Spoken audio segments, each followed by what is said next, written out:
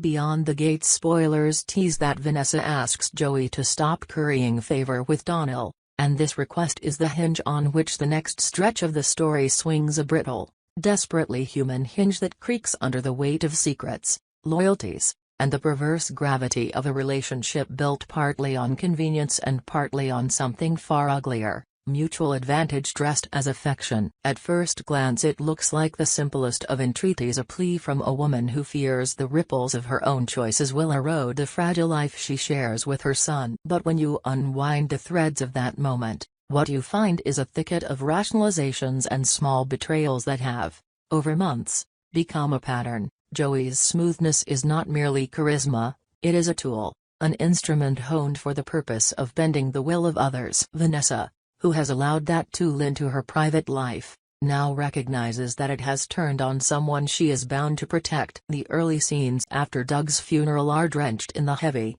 sodden light of grief. The world seems to have shrunk to the size of a living room, and the distance between a mother and her bereft son. Donnell is raw, still too close to the shock to form a coherent inner narrative. He yaws between anger and denial, sometimes collapsing into the childish impulse to blame anything that will redirect his pain. Joey sees this opening and leans in. He speaks softly, placing his words like warm compresses. He offers explanations about the sequence of events that led to Doug's death, framing them with a simplicity that comforts without revealing complexity. He explains away inconsistencies, supplies answers for questions Donnell hasn't yet learned to ask, and in doing so he becomes not only a confessor but also a template for trust. The lies Joey tells are not grand, they are the kind that sit like plaster over a crack, small, precisely mixed, applied with a practiced hand. For Donnell, who is young enough to still accept the world in clear arcs: hero, villain, sacrifice, Joey offers the closest thing to certainty. Vanessa watches these interactions with a swelling sense of disquiet that quickly hardens into guilt. She remembers the nights she lied to her son about where she had been, the times she smoothed over her absences with a cup of coffee and a kiss. She remembers the way Joey's hand would rest on her back when they were alone, a tactile punctuation that meant more than the words she wasn't willing to confess. In private she had agreed with Joey that bending the truth about Doug's last months would spare Donnell a second grief, the grief that comes from discovering that the person you admired was deeply flawed. They had convinced themselves that saving a son from the messy truth was a kindness, a merciful omission. But now, seeing Joey stitch himself into Donnell's life with words he knows will sculpt the boy's emotions, Vanessa's sense of complicity compounds into something heavier. It is not merely that Joey is deceiving her son, it is that she has been an architect of that deception. Every part of her that knows how grief can be used to rewrite loyalties screams that this is wrong, even as every part that longs for the safety of their covert arrangement whispers that exposure would be catastrophic. Joey, for his part, is a master at extinguishing suspicion. His technique is methodical. He acknowledges Donnell's questions not with sprawling detail but with judicious omission, filling the most dangerous silences with attentiveness. When Donnell expresses confusion about Doug's last decisions, Joey nods and nudges him toward outrage at convenient targets, those bureaucrats who were trying to bully Doug, the rival gamblers who took advantage of him, the medical professionals who didn't care. Over and over Joey reframes Doug not as a man who might have had secrets but as a victim, and the human mind, in an attempt to reconcile pain, often prefers villains it can objectify to ambiguity it must sit inside. Donnell, in his vulnerability, latches onto the simple narrative Joey builds. Doug was taken from him by forces outside himself, and Joey, who was there in those final hours, is the sensible survivor who can translate loss into a reasoned anger. Slowly, almost imperceptibly, Joey turns the axis of Donnell's feelings. He tucks doubt away and fans resentment into something more manageable, hatred for the absent Doug rather than a complicated mix of love and disappointment. That inversion is Joey's masterpiece. Donnell's admiration for Doug is not fully erased. Admiration is a stubborn thing, but it becomes contaminated by the narrative of abandonment Joey provides. The boy's memory of his father falters at the edges. The few fond recollections that remain are now tinged with a sense of betrayal, an emotional residue that Joey carefully encourages. A young man trying to make sense of an empty chair will often prefer a scapegoat because it makes action possible. Joey offers action: join me, work for me, help me run the place your father loved. It's an offer that looks like a lifeline. When Donald says he wants to work at Joey's casino, the request has the veneer of tribute. It seems to be the natural progression of a grief-stricken man wanting to step into his father's orbit and claim it, to keep something of him alive. But Vanessa knows better. She knows the casino is, for Joey, an engine not of community but of control, a place where money is moved, fortunes are shifted, and the idle hands of the vulnerable are gently guided toward outcomes Joey chooses. For Vanessa, who has been complicit in more than emotional lies, who has allowed her real estate business to wash the proceeds of schemes Joey favors, the prospect of Donald stepping into that world is unbearable. She imagines the boy learning not about the technicalities of a slot machine or the rhythm of a chip, but about the moral architecture of their arrangement. She imagines him noticing the way Joey's associates glance at her with something less than respect, the way certain ledgers arrive with entries that won't withstand scrutiny. The thought that her son might see through the veil terrifies her because it threatens two things she relies on: her financial complicity with Joey, which pays for a lifestyle she cannot dismantle overnight, and the fragile normalcy she has constructed around Donald's life. So she intervenes. The scene of her stopping Donald is one of the most honest in the early part of the narrative. There is no manipulative veneer in her voice, only the raw, ragged edge of a mother trying to protect her child from a truth she herself has helped forge. She forbids him from accepting Joey's offer, not because she thinks Joey doesn't care for Donald in some way, but because she recognizes the routes of influence that begin at a workplace and end in soul dispositions. She tells Donald she wants him to grieve properly, to be allowed to stumble back into himself without the pressure of employment that will bind him to Joey's orbit. To his face she sounds certain; inside, she is nudged by fear that he might interpret her denial as cowardice, or worse, hypocrisy, given that she and Joey have been sneaking around behind his back. When she confronts Joey, the argument is small in words and enormous in implication. Vanessa's accusation that he decided without telling her is not simply about etiquette. It is a fracture made visible. For months their relationship had been a series of tacit understandings, masked as romance and postponed revelations. Vanessa's fury is partly at being excluded from a decision that affects her son, and partly at the realization that Joey's reach into Donald's life might expose the infidelities that Vanessa has kept buried. She is terrified that if Donald discovers their deceit, the mother-son bond will be irreparably damaged. She imagines the boy feeling betrayed, not only by the truth of Doug's failings but by the fact that his mother stood in the shadows with the man he is now asked to trust. In Vanessa's mind, the stakes are heartbreak multiplied. She risks losing her son's respect, her status as his protector, and the delicate peace that allows both her illicit relationship with Joey and the laundering of money through her real estate ventures to continue. Joey, who has been absent from Doug's funeral, offers a kind of practical deflection. He did not attend the service, he says, because the air there would have been thick with questions he had no interest in answering. And yet, he was waiting for Vanessa later that night at a bar, as if to confirm that their arrangement, both romantic and financial, remained intact. This is not lost on Vanessa. The bar scene is rendered with the greasy intimacy of neon and stale whiskey. Conversations, a soft murmur around the two of them who are trying to be intimate while the world insists on being loud. Joey's absence at the funeral becomes, in Vanessa's mind, a badge of his pragmatism and his cowardice at once. He concedes that ritual is less important than presence that serves utility. He had been there for Doug's last acts, he says, in ways that can be translated for Donald. But even as he justifies himself, Vanessa remembers the times Donald nearly saw them, the two near exposures when Donald unexpectedly walked into the bar and found them seated together,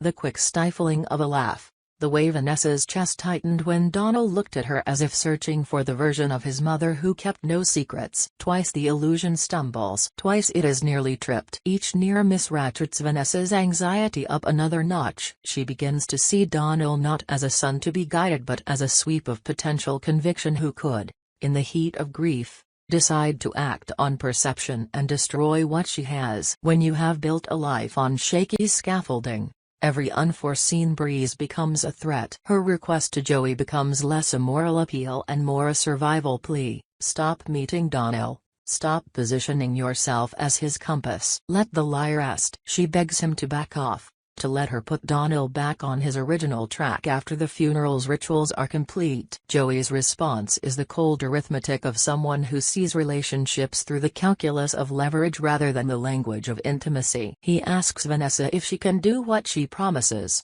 and then he does something more revealing. He pushes back on the mechanics of their separation. He questions, with a slight laugh that has no humor, how two people who have indulged in romantic rendezvous are expected to simply unlearn the routines that sustain their coupling. If we remember the romantic dates, he says in his mind or in his wordless posture, how do you withdraw the affection without admitting the truth? Vanessa insists she can compartmentalize, that she can close the chapter of their romance and maintain only the business. But Joey does not view the world as modular. To him, past intimacy is a currency that can be spent or invested, never fully relinquished. He warns her bluntly that she cannot end things with him as if he were a line item. Between them there is not only a personal history, there is a working arrangement that has been arranged precisely to move money and shield culpability. The way Joey frames it is clinical. He speaks of their cooperation, a word Vanessa has used herself when she wanted to disguise the nature of their transactions, and he points to the fact that Vanessa has been laundering money for him through her real estate company. That fact, delivered with the casualness of someone listing weather, lands like a blow. Vanessa has been comfortable in the illusion that their financial entanglement was a necessary evil, a discreet instrument to keep them afloat. She has told herself it was only temporary, a mechanism to allow Joey a foothold into legitimate business interests while she, in turn, benefited from the infusion. But Joey's reminder that this is not something that can simply be cut off exposes another truth. Their lives are braided at a legal and criminal level. Money has become the glue that binds them. It has made their separation not merely unpleasant but dangerous. Disentanglement would require accounting that could implicate both of them, and in that ledger would be the dates, the amounts, the false contracts. No tidy break is possible. Vanessa's reaction oscillates between moral dread and pragmatic fear. She imagines the consequences of withdrawing: audits, questions from bankers who have been trained to spot the laundering patterns she has worked to obscure, investigations that would not only punish Joey but also reveal her complicity. Equally terrifying is the thought that Joey, if spurned, could retaliate not with violence but with exposure, quietly making entries visible to the wrong eyes, letting the truth leak in ways that would isolate Vanessa from the social circles that have sustained her. She sees, with sudden clarity, how her own agency has been eroded by the compromises she made for comfort, and how her son could pay the price for a network of lies spun to protect adults who have long ceased to be accountable. Meanwhile, Donnell's hunger to belong morphs into admiration for Joey in a way that is difficult to untangle. He observes Joey's easy command of the room, the way patrons defer, the way employees operate with a mixture of fear and affection. It is intoxicating for someone who needs anchors. Joey becomes not merely a father figure substitute but a model for the kind of man Donnell might want to be. And Joey, understanding the psychology of mentorship, offers small tokens, an inside joke, a familiar gesture, a task that implies trust. These are not trivial things, they are the mechanics of influence. A boy asked to carry an envelope is different from a boy asked to count chips. Trust begets engagement, engagement begets belonging, and belonging shapes identity. Joey knows this as a mechanic to be exploited, and he does so with a precision that is almost surgical. Vanessa, watching this, experiences a kaleidoscope of emotions: maternal protectiveness, sexual longing for a man she has shared secrets with, shame at her own participation, and a pragmatic dread about the legal consequences their financial arrangement could birth. At night she lies awake calculating escapes that don't exist and rehearsing confessions she will never make. The funeral, which should have been a terminus, instead becomes a pivot. It is the event that exposes the frailty of their pretenses and forces Vanessa to choose how far she is willing to protect the lie at the expense of her son's future. You can feel the narrative pressure building. Each character's motivations are simple and true, but when placed in proximity they create a tension that threatens to combust. Donald craves stability and a reason to channel his grief. Joey craves control and the expansion of his empire. Vanessa craves safety, emotional, financial, and maternal. The collision is inevitable. Each attempt at repair, Vanessa forbidding the job, Joey insisting on continuity, Donald seeking belonging, only tightens the noose around them. Secrets require maintenance. Every time Vanessa or Joey takes a step to shield themselves from scrutiny, they create new vulnerabilities. The bar meeting, the near exposures, the whispered reassurances, all these little moments become the mortar between stones in a fragile wall, and the reader realizes with a slow dread that burying the truth will only compound the damage. In scenes that unfold like slow motion, the everyday takes on the weight of consequence. Vanessa's refusal to let Donald work at the casino provokes a series of small rebellions. Donald staying out late to think, watching how the city breathes in neon and steam, wondering whether the life Joey offers is an insult or an opportunity. Joey,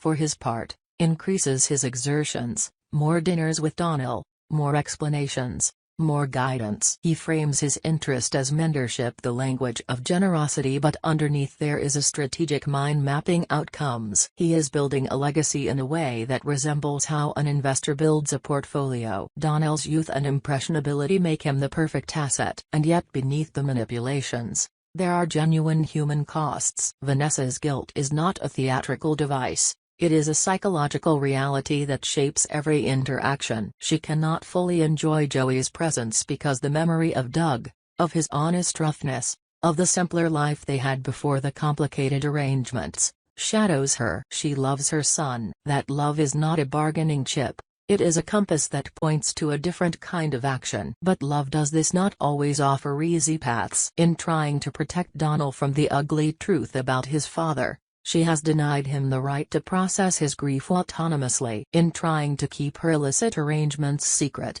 she has allowed the forces that could harm him to gain traction. The narrative, at this stage, thrives on these paradoxes. The audience is asked to sit in discomfort and watch how small choices compound into moral debts. Each scene is a study in incremental betrayal, the casual lies told to smooth a morning, the business meetings that conceal ledgers, the kisses in corners that cheapen the intimacy they pretend to celebrate. There is also the subtle depiction of power dynamics. Joey's ability to manipulate comes not only from his personality but from his control of resources. Money, influence, and a network of subordinates are his levers. Vanessa, though she launders his funds, is paradoxically more vulnerable because she has to maintain a public image. She is not only a conspirator but also a woman who must appear respectable. Donald is the most vulnerable because he is trying, in the fog of loss, to assemble his identity from what remains. If the first half of the story concentrates on laying these psychological foundations, it also meticulously catalogues the small logistical details that make the deceit plausible. The way Vanessa's real estate firm receives irregular wire transfers but masks them as development fees. The way Joey's casino adjusts its reported profit margins to accommodate unexpected flows of cash. The quiet agreements with accountants whose ethics are for sale. These are not merely plot mechanics, they are echoes of a world in which wrongdoing is bureaucratized, made mundane, and thereby made terrifying. The normalcy of envelopes signed and contracts filed is what grants these characters the illusion of safety. The scenes end not with a resolution but with a tightening of threads. Vanessa's plea to stop, Joey's refusal to fully withdraw, Donald's eagerness to belong, these are not resolved easily. Instead, they leave a charge in the air, like a summer storm that has not yet broken. Vanessa's internal calculations grow more frantic. She begins to consider what it would take to extricate herself without collapsing everything. Joey, sensing a potential rupture, moves to solidify his influence in subtle ways, a private invitation here, a favor granted there. Donald, whose innocence has been steadily eroded, moves closer to the point where his trust will change from naive to committed. The audience is made to feel the slow but inexorable hand of an outcome that will demand a reckoning. The story refuses closure at this point because the true drama is not in the immediate choices but in how these choices will reverberate once they collide. And so the narrative holds its breath. The next movements, which will carry these characters deeper into the consequences of their actions, are teased like waves forming offshore, inevitable, building, and telling. The lines drawn so carefully in these early chapters are about to be tested, and the equilibrium they have maintained by mutual denial is starting to look less like a fortress and more like a house of cards.